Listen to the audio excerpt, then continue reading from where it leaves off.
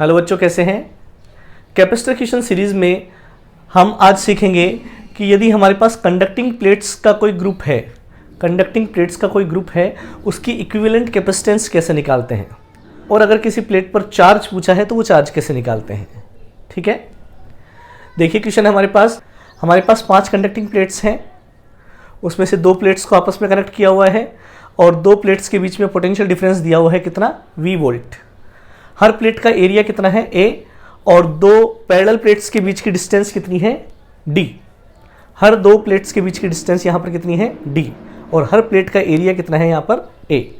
हमें क्या करना है, A और B के बीच में इक्विवेलेंट कैपेसिटेंस निकालनी है और हर प्लेट पे कितना चार्ज आएगा वो निकालना है। ठीक है, अब देखिए ऐसे क्वेश्चंस को हम कैसे करते हैं। सबसे पहले हम प्लेट्स को नंबरिंग देंगे। सपोज करो ये फर्स्ट प्लेट, ये सेकंड, ये थर्ड, ये फोर्थ एंड ये फिफ्थ। तो इस क्वेश्चन को करने के लिए बच्चों सबसे पहले हम क्या करेंगे, इस डायग्राम के इक्विवेलेंट एक दूसरा डायग्राम बनाएंगे। वो डायग्राम कैसे बनाएंगे, सबसे पहले हम क्या करेंगे, ये जो प्लेट्स हैं इनके पोटेंशियल को पॉइंट की फॉर्म में यहाँ पर शो कर रहे हैं। देखो ध्यान से, ये थर्ड प्लेट है, उसका पोटेंशियल मैं मान लेता हूँ इस पॉइंट पर है, यहाँ पे बना लेते हैं अपन। ये थर्ड प्लेट है, थर्ड प्लेट का पोटेंशियल ये पॉइंट है, यू मान के चलो। ठीक है, ये पॉइंट, ये थर्ड प्लेट किससे कनेक्टेड है, ए से, तो मैं यहाँ पर ए लिख देता हूँ। क्लियर। अब देखो फर्स्ट और फोर्थ प्लेट आपस में कनेक्टेड है। तो जब 2 कंडक्टिंग प्लेट्स आपस में कनेक्टेड होती हैं तो हमने पढ़ रखा है कि उनका पोटेंशियल क्या हो जाता है बच्चों, सेम हो जाता है। इसका मतलब पहली और चौथी प्लेट जो है वो एक ही पोटेंशियल पर हैं। तो इन दोनों प्लेट्स के लिए जो हम पोटेंशियल बनाएंगे एक ही पॉइंट पर बनाएंगे। तो मैं पॉइंट कहीं पे भी बना सकता हूँ, यहाँ पे मान लिया अपन ने, ये पॉइंट जो है वो प्लेट 1 और 4 दोनों प्लेट्स के पोटेंशियल को रिप्रेजेंट कर रहा है।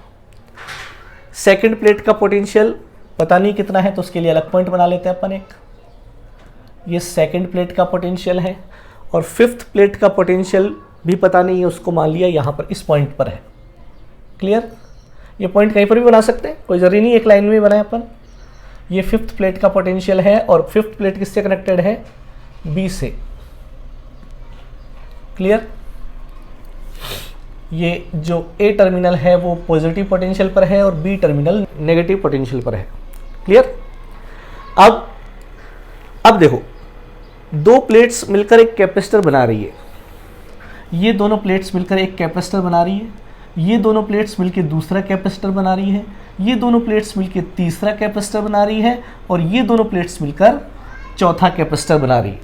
मतलब यहाँ पे 4 कैपेसिटर बन रहे हैं। ठीक है, वैसे बनने को 6 कैपेसिटर बन रहे हैं। पहली प्लेट इनफाइनाइट से भी एक कैपेसिटर बना रही है, लेकिन उसकी कैपेसिटेंस कितनी हो जाएगी, 0, क्योंकि दोनों प्लेट्स के बीच की डिस्टेंस हो जाएगी D। पैरेलल प्लेट कैपेसिटर, उसकी कैपेसिटेंस का फॉर्मूला होता है एप्सिलॉन नॉट A/D, तो वहाँ D क्या हो जाएगी, इनफाइनाइट। तो इनफाइनाइट से जो कैपेसिटर बन रहा है उसको हम नहीं ले रहे हैं। पहली प्लेट भी बना रही है और फिफ्थ प्लेट भी क्या कर रही है, इनफाइनाइट से कैपेसिटर बना रही है, लेकिन उसको हम नहीं ले रहे क्योंकि उसकी कैपेसिटेंस कितनी है, 0। तो केवल यहाँ पे कितने कैपेसिटर बन रहे हैं, 4 कैपेसिटर बन रहे हैं। तो वो 4 कैपेसिटर हमको यहाँ पर शो करने हैं। पहला कैपेसिटर जो है वो फर्स्ट और सेकंड प्लेट के बीच बन रहा है। तो फर्स्ट और सेकंड प्लेट, ये रही फर्स्ट प्लेट और ये सेकंड प्लेट, इन दोनों के बीच में बन रहा है, तो एक कैपेसिटर मैंने यहाँ बना दिया। क्लियर। दूसरा कैपेसिटर बन रहा है सेकंड और थर्ड के बीच, सेकंड और थर्ड के बीच दूसरा कैपेसिटर यहाँ बना दिया मैंने, सेकंड और थर्ड के बीच। तीसरा कैपेसिटर बन रहा है थर्ड और फोर्थ के बीच, थर्ड और फोर्थ, ये रहे थर्ड और फोर्थ, इनके बीच में बन रहा है। और चौथा कैपेसिटर बन रहा है फोर्थ और फिफ्थ प्लेट के बीच में। चौथा कैपेसिटर 4 और 5, मतलब यहां से अपन इसको यूं लेंगे, तो हमारे पास ये एक डायग्राम बन गया, इक्विवेलेंट डायग्राम। ठीक है, तो ये जो गिवन डायग्राम है उसके इक्विवेलेंट एक डायग्राम बना लिया कैपेसिटर्स की फॉर्म में। यहाँ पर 4 कैपेसिटर हैं, चारों कैपेसिटर्स की कैपेसिटेंस क्या होगी, सेम, क्योंकि सबका एरिया सेम है, डिस्टेंस सेम है। तो मान लो इस कैपेसिटर की कैपेसिटेंस C है, इसकी भी क्या होगी C, इसकी भी क्या होगी C, इसकी भी क्या होगी C। क्लियर। अब हमको इक्विवेलेंट कैपेसिटेंस निकालनी है ए और बी के बीच में। तो यहाँ से जो स्थिति है वो बिल्कुल क्लियर है। कैसे? ये दोनों कैपेसिटर बच्चों सीरीज में है, दिख रहा है साफ, क्योंकि इस कैपेसिटर की ये प्लेट और इस कैपेसिटर की ये प्लेट आपस में कनेक्टेड है, दूसरी कहीं और जाके कनेक्ट हो रही है। तो एक तरफ की प्लेटें जब कनेक्टेड होती हैं तो वो सीरीज़ में होते हैं, तो ये दोनों सीरीज़ में हैं। और सीरीज़ में जब इन दोनों का मैं इक्विवेलेंट निकालूंगा तो सी और सी का सीरीज़ में इक्विवेलेंट कितना हो जाएगा? सी इंटू सी अपॉन सी प्लस सी, C1C2 upon C1 plus C2। तो यहाँ पर फॉर्मूला बन जाएगा C²/2C, तो यहाँ पर हो जाएगी C/2। मतलब इन दोनों कैपेसिटर्स की इक्विवेलेंट कैपेसिटेंस कितनी हो गई? C/2। तो डायग्राम हम दोबारा बना लेते हैं, ठीक है। ये पॉइंट, इस पॉइंट को मैं नाम दे देता हूँ D। ये मेरा A पॉइंट, ये D पॉइंट। तो A और D के बीच में C बना दिया अपन ने। अब इधर देखो A और D के बीच में इन दोनों का टोटल कितना हो गया? C/2। और यहाँ D और E के बीच में, D और B के बीच में, सॉरी,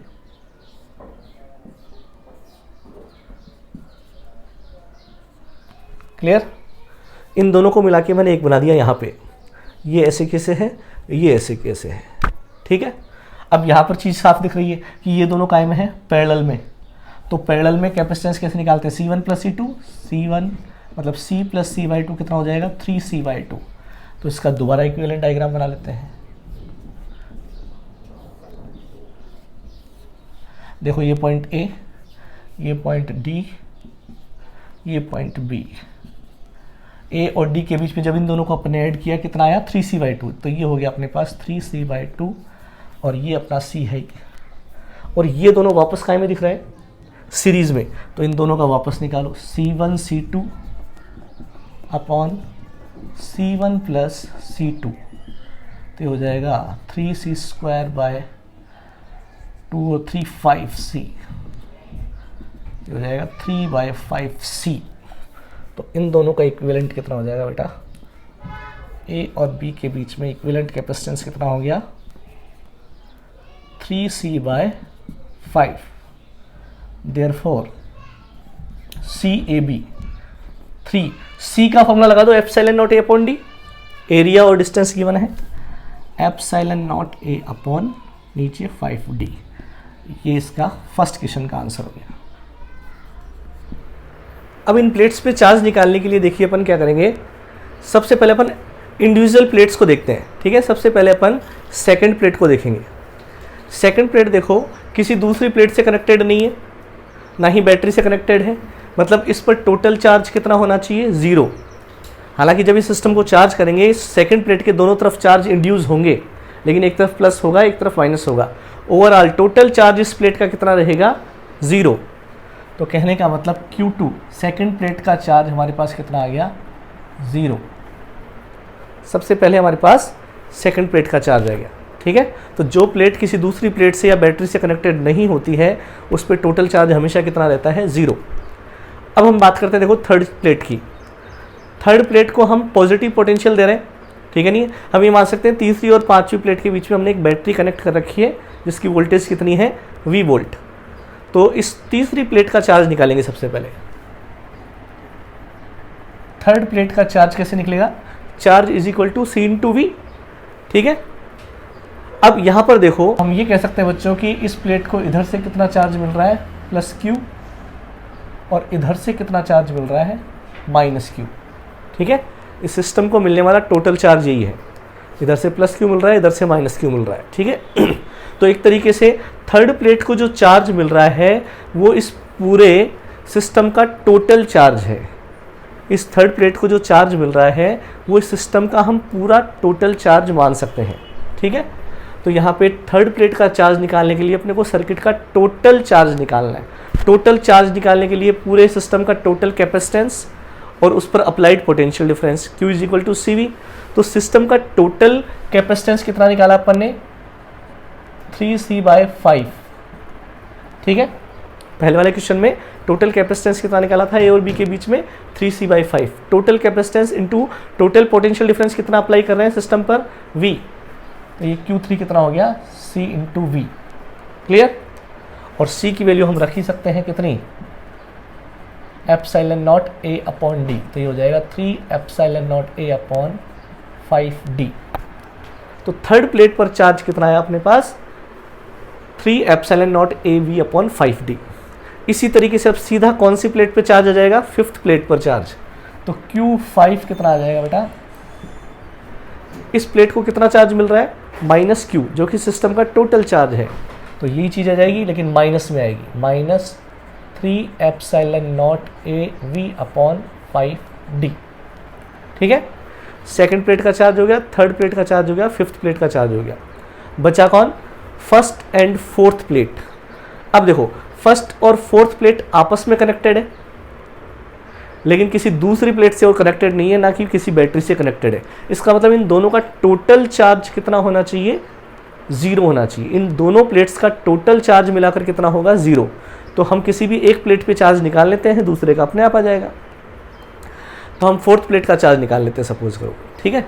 फोर्थ प्लेट का चार्ज कैसे निकालें, अब देखो यहाँ थोड़ा ध्यान रखना पड़ेगा अपने को। ये जो हमने इक्विवेलेंट सर्किट बनाया था, इनमें हमको प्लेट्स को नाम देना पड़ेगा। ये कैपेसिटर जो है कौन कौन सी प्लेट से मिलके बना हुआ था, थर्ड और फोर्थ प्लेट से मिलके बना हुआ था, वहाँ से चेक कर सकते हैं। तो ये थर्ड प्लेट है और ये फोर्थ प्लेट है। और ये कैपेसिटर कौन सी प्लेट से मिलके बना हुआ था, फोर्थ एंड फिफ्थ। यहाँ पे देखो फोर्थ एंड फिफ्थ, तो ये एक्चुअल में फोर्थ प्लेट ही है और ये कौन सी है, फिफ्थ प्लेट है। ठीक है, तो फोर्थ प्लेट पे हम चार्ज निकालना चाहते हैं, तो फोर्थ प्लेट पर चार्ज निकालने के लिए एक तो यहाँ का चार्ज पता होना चाहिए, एक यहाँ का चार्ज पता होना चाहिए, दोनों को ऐड कर देंगे अपन। देखो ध्यान से देखने वाली बात है, ये B पॉइंट माइनस पोटेंशियल पर है, इसका मतलब ये जो प्लेट होगी वो निगेटिवली चार्ज होगी। और फिफ्थ प्लेट पे चार्ज निकाल चुके अपन कितना, -3ε0 AV/5d। शॉर्ट में इसको लिख देता हूँ -3CV/5। इस प्लेट पे -3C/5 है, तो इस प्लेट पे कितना हो जाएगा, +3CV/5।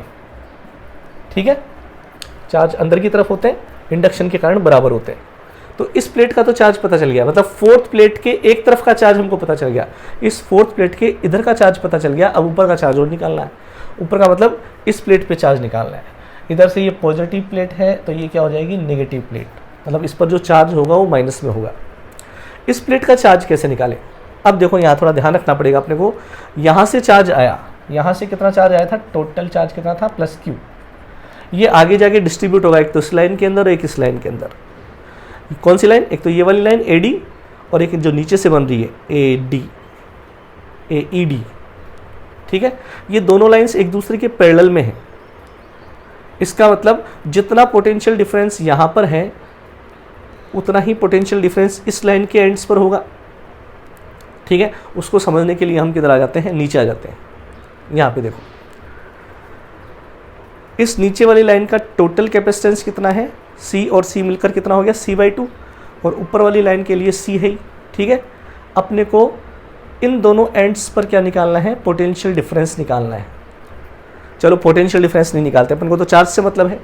अपने को इस लाइन का इस कैपेसिटर पे चार्ज चाहिए, इसका मतलब इस कैपेसिटर पे चार्ज चाहिए। ये कौन सा कैपेसिटर है, जिसकी ये प्लेट तो थर्ड है और ये प्लेट फोर्थ है, ये पॉजिटिव है और ये नेगेटिव है। ठीक है, तो हमको तो इस प्लेट के चार्ज से मतलब है। ये दोनों पैरेलल में है, तो यहाँ पे पोटेंशियल डिफरेंस क्या होगा, सेम होगा। पोटेंशियल डिफरेंस क्या होगा, सेम। तो पोटेंशियल डिफरेंस अगर सेम होगा तो इन दोनों लाइंस में जो चार्ज डिस्ट्रीब्यूट होगा, देखो चार्ज यहाँ से चल रहा है, यहाँ से चार्ज कितना चल रहा है, Q। ये आगे जाके ऊपर अलग जाएगा, नीचे लग जाएगा। ठीक है, ऊपर वाली प्लेट पे चार्ज मैं मान लेता हूँ Q1, नीचे वाली प्लेट पे मान लेता हूँ Q2।